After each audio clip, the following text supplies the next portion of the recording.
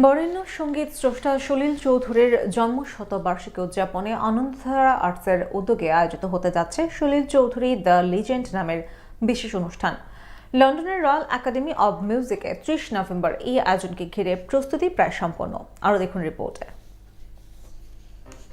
প্রচলিত রীতি ভেঙে কথা এবং সুরে ভারতীয় সঙ্গীতকে নতুন আলোয়, নতুন রূপে, অনন্য উচ্চতায় তুলে ধরেন সলিল চৌধুরী।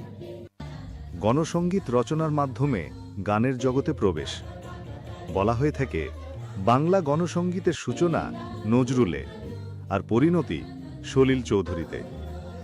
নজরুলের যুগসন্ধিক্ষণে যখন অস্তরাগের আভা, ঠিক তখনই সলিলের ধ্রুবতারা হয়ে আবির্ভাব।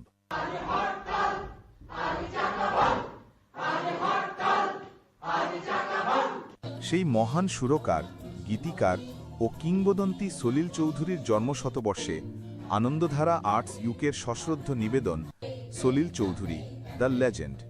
আনন্দধারা আর্টস ইউকের উদ্যোগে আমরা উদযাপিত করতে যাচ্ছি সলিল চৌধুরীর শতবর্ষের জন্মবার্ষিকী।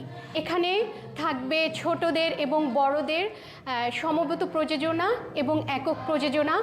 আমরা ভীষণ পরিশ্রম করছি একটা ভালো কিছু দাঁড় করানোর জন্য, তো আপনারা আসলে আমাদের সেই কষ্টটা সার্থক হবে।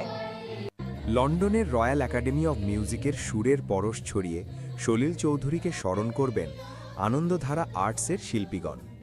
৩০ নভেম্বরের এই আয়োজনকে ঘিরে প্রস্তুতি প্রায় সম্পন্ন।